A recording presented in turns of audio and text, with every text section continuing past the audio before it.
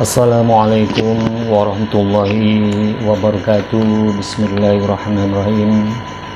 Alhamdulillah Rabbil Alamin. Bersyukur kepada Allah Subhanahu wa ta'ala, dan berselawat kepada baginda Nabi besar Muhammad sallallahu alaihi wasallam dengan ucapan Allahumma sholli ala Sayyidina Muhammad wa ala ali Sayyidina Muhammad.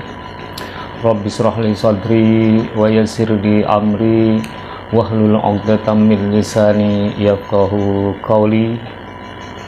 Pada kesempatan hari ini kita berjumpa lagi dengan Anda di dalam keadaan sehat walafiat.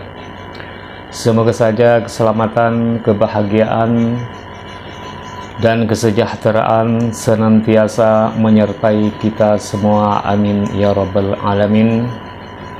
Pada kesempatan ini saya akan mencoba mengangkat tema tentang hukum-hukum yang membahas tentang memotong sebagian dari anggota tangan seorang pencuri atau koruptor. Permulaan pemotongan itu bisa dipotong dari persendian pergelangan tangannya. Kalau masih mengulang pencurian kembali, maka bisa dipotong dari pergelangan kakinya, kaki yang kiri maksudnya. Namun sebelumnya, bagi teman-teman semua yang baru menemukan channel ini, tolong di subscribe terlebih dahulu. Dan jangan lupa aktifkan notifikasi loncengnya agar mendapat video baru dari channel ini. Seperti apa hukumnya? Yuk ikuti saya sampai selesai agar tidak gagal paham.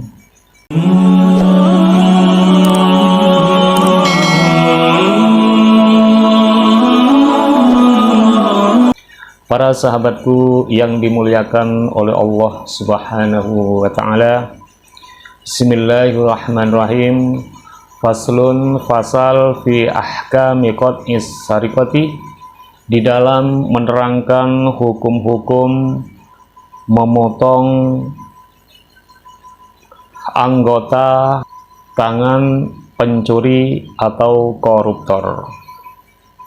Di dalam ajaran Islam, hukuman untuk tindak pidana pencurian adalah dipotong tangan. Kalau ia masih melakukan tindak pidana pencurian kembali, maka dipotong di bagian kakinya. Supaya apa? Supaya ada efek jerah. Sebab apa? Sebab Islam menganggap harta itu adalah salah satu hal yang harus dijaga. Karena itu harus ada hukuman setimpal untuk masalah pencurian ini. Supaya apa? Supaya ada efek jerah, karena pencuri itu sudah merugikan orang lain. Sebagaimana Allah berfirman di surat Al-Maidah ayat yang ke-38, bismillahirrahmanirrahim, wassariqu wassariqatu faqta'u aydiyahuma jazaa'an bima kasaba nakalam minallahi wallahu azizun hakim. Laki-laki yang mencuri, kata Allah Subhanahu wa ta'ala, dan perempuan yang mencuri, maka potonglah tangan keduanya, itu sebagai pembalasan bagi apa yang mereka kerjakan. Dan pemotongan tangan itu adalah sebagai siksaan dari Allah Subhanahu wa ta'ala, dan Allah Maha Perkasa lagi Maha Bijaksana. Para sahabatku yang dimuliakan oleh Allah Subhanahu wa ta'ala, apa itu yang dinamakan syariko? Waya utawi itu syariko lughatan secara lughah, ahdul mali, yaitu mengambil harta benda, khofiyatan secara sembunyi. Jadi yang dinamakan sarikoh secara etimologi, secara luas, yaitu mengambil harta orang lain secara sembunyi.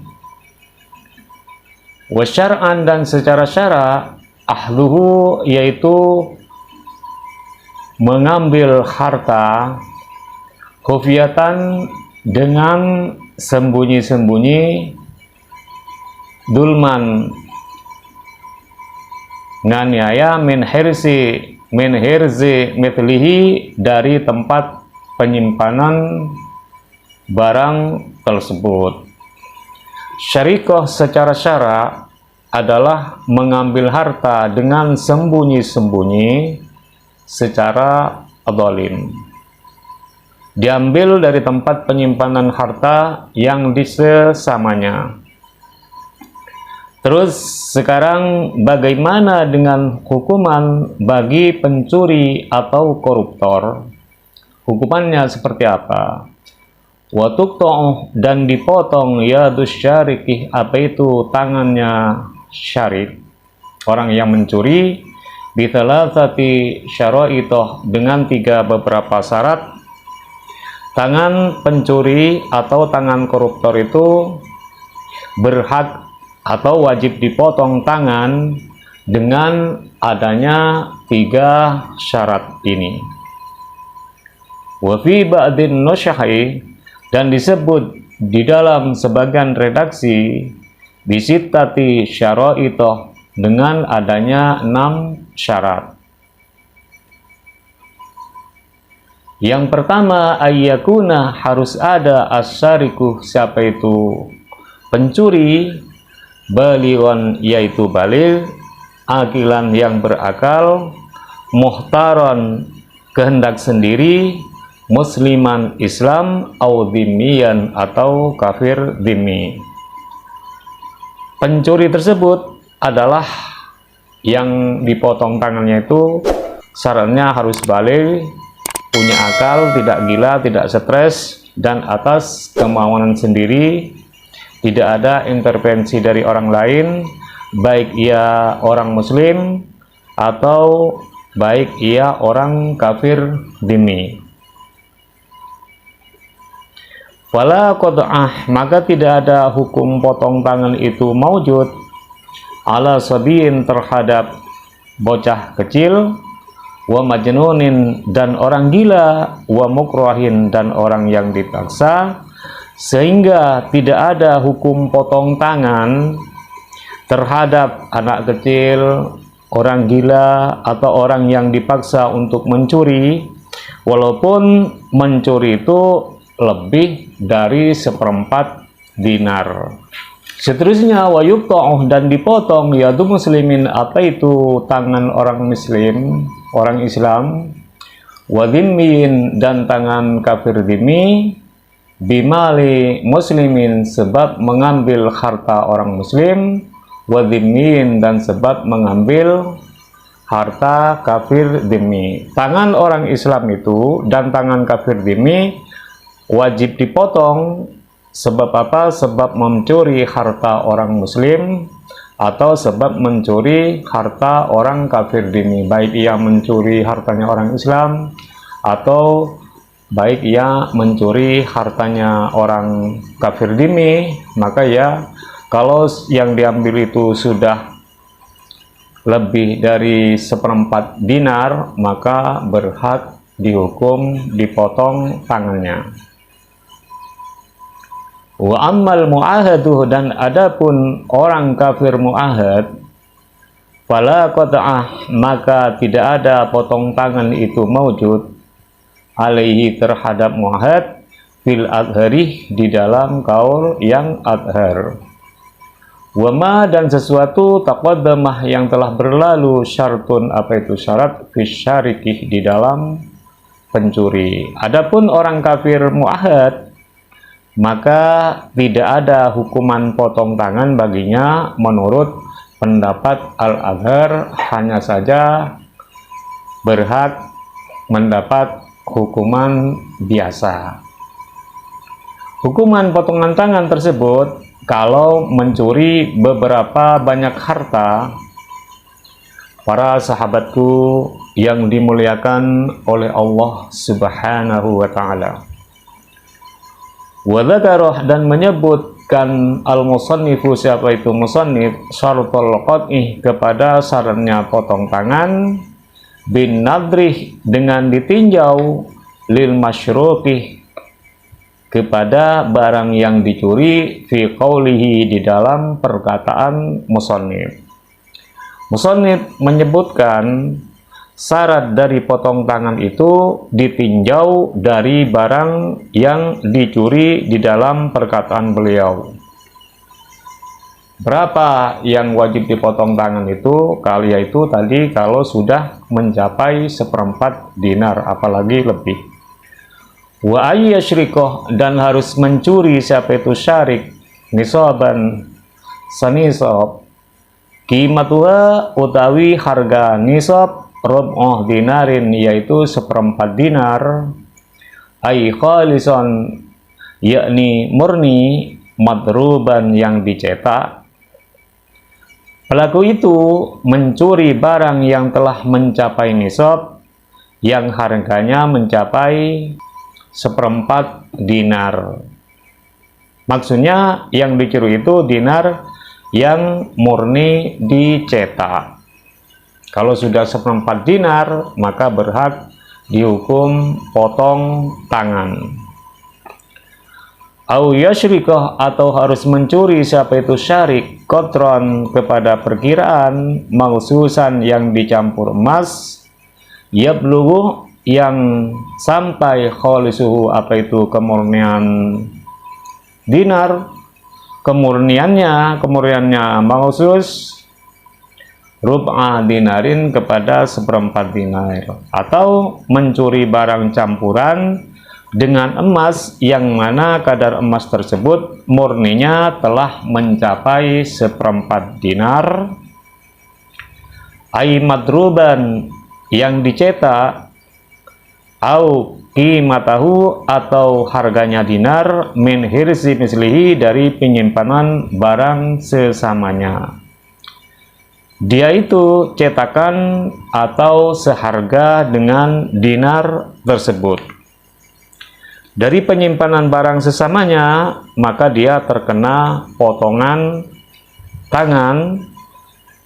Wa in kana, maka jika ada al-masyruku, apa itu benda yang dicuri, bisohro'ah, yaitu berada di area bebas, au masjidin, atau yang di masjid, atau berada di masjid, au syari'in, atau berada di jalan. Kalau barang yang dicuri itu berada di area bebas atau berada di area masjid, usturito, maka disyaratkan fi ikhrazi, di dalam penyimpanan barang, dawamul lihati, apa itu menetapi pengawasan. Maka di dalam penjagaannya disyaratkan selalu diperhatikan. Kalau barang itu ditaruh di area bebas atau di masjid, maka penjagaannya itu disyaratkan selalu diperhatikan, selalu diketatkan, seperti itu. Wa in kana, dan jika ada apa itu harta bihisnin, yaitu berada di dalam gedung, kabaitin, seperti rumah, kafa, maka cukuplah, lihadun, apa itu pengawasan, muqtadun, yang biasa, fi mislihi, di dalam sesamanya amal. Jika barang yang dicuri berada di dalam gedung seperti rumah, maka penjagaannya disyaratkan selalu diperhatikan. Para sahabatku yang dimuliakan oleh Allah Subhanahu wa Ta'ala. Sekarang pertanyaannya, apakah terkena hukuman potong tangan kalau anak mencuri harta orang tua, atau seorang budak yang mencuri harta majikannya? Apa itu terkena hukuman dipotong tangan. Kalau harta itu, walaupun harta itu yang dicuri itu mencapai lebih dari 1/4 dinar, apakah ada hukuman potongan tangan?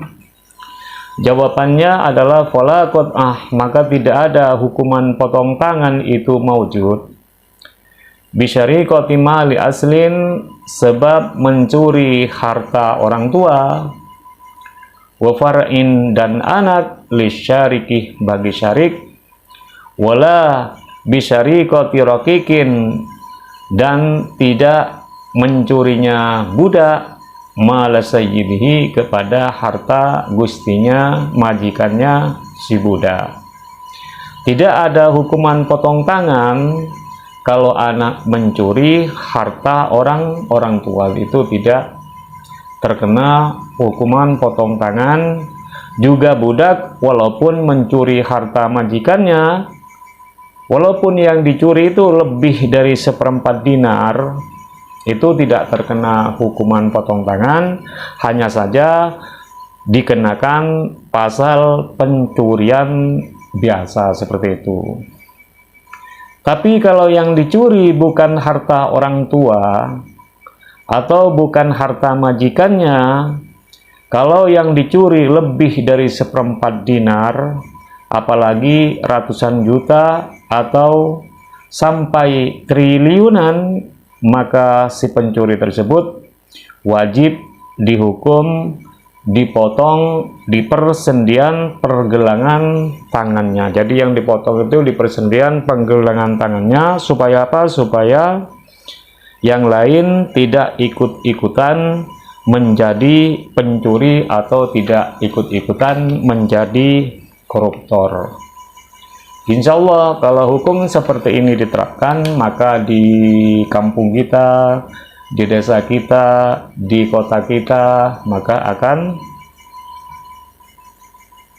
jarang dari pencurian, insya Allah. Para sahabatku yang dimuliakan oleh Allah Subhanahu wa Ta'ala, sekarang mana batas tangan yang dipotong? Tangan yang dipotong batasnya di sebelah mana? Pencurian pertama, kalau ada pencurian pertama itu, maka hukumannya dipotong, yaitu dari persendian pergelangan tangan bagian kanan. Jadi kalau mencuri mencapai 1/4 dinar atau lebih, maka pencurian pertama itu harus dipotong tangan bagian kanan. Terus nanti pencuri ini kalau sudah bebas dari penjara dan masih melakukan pencurian yang kedua, maka kaki kirinya dipotong seperti itu dengan menggunakan besi yang tajam. Supaya apa? Supaya jerah seperti itu. Kalau ia nanti melakukan pencurian yang ketiga, maka yang dipotong persendian pergelangan tangan yang kiri. Kalau pencurian pertama itu dipotong pergelangan bagian kanan, kalau mencuri bagian yang ketiga, mengulangi lagi yang ketiga, maka dipotong pergelangan tangan bagian kiri. Kalau ia masih mencuri lagi yang keempat, maka dipotonglah kakinya bagian kanan seperti itu. Kalau setelah yang keempat itu masih mencuri lagi, maka ia berhak ditaksir seperti itu. Para sahabatku yang dimuliakan oleh Allah Subhanahu wa Ta'ala. Terus bagaimana dengan pencurian yang mencuri kurang? Terus sekarang bagaimana dengan hukum pencurian yang mencuri kurang dari 1/4 dinar? Apakah ia bisa terkena hukuman potong tangan? Jawabannya adalah an Aisyah radhiyallahu anha an Rasulillah sallallahu alaihi wasallam qala la taqta yada syariki illa fi rub'i dinarin fasa'idan. Janganlah, maka hadis yang diceritakan dari Sayyidatina Aisyah radhiyallahu anha, dan ia mendengar dari Rasulullah sallallahu alaihi wasallam, Rasulullah bersabda, la taqta yadas syariqih illa fi rub'i dinarin fasoidan. Janganlah engkau memotong tangan pencuri kecuali mencuri lebih dari 1/4 dinar. Jadi kalau pencuri itu mencurinya tidak sampai 1/4 dinar, maka terlepas dari hukuman potong tangan, akan tetapi dihukum secara pencurian, pasal pencurian biasa, tidak ada hukum tangannya, cuman dihukum sebagai layaknya pencuri berapa tahun, seperti itu. Oke, itu saja dari saya, semoga bermanfaat, dan apabila ada makna-makna atau pemahaman yang kurang pas, saya pribadi mohon maaf yang sebesar-besarnya. Dan apabila konten ini bermanfaat, silahkan di like, comment, share, and subscribe, dan jangan lupa dibagikan kepada teman-teman yang lain agar mendapat manfaatnya juga. Doa terbaik dari saya, semoga saja Anda sehat selalu, panjang umur, dan dilimpah ruahkan milik rezekinya, dan semoga berbahagia bersama keluarga. Dan semoga kita dijadikan orang yang husnul khotimah, amin, dan selalu mendapat perlindungan dari Allah Subhanahu wa Ta'ala, amin ya rabbal alamin. Harapan dari saya, kalau ada kritik dan saran, silahkan ditulis di kolom komentar yang sudah tersedia. Insya Allah apa yang kita lakukan maka akan menjadi amal baik yang kembali kepada dirinya sendiri. Akhirul kalam, wabillahi wattaufiq wal hidayah wal ridha wal inayah wal afu minkum. Assalamualaikum warahmatullahi wabarakatuh.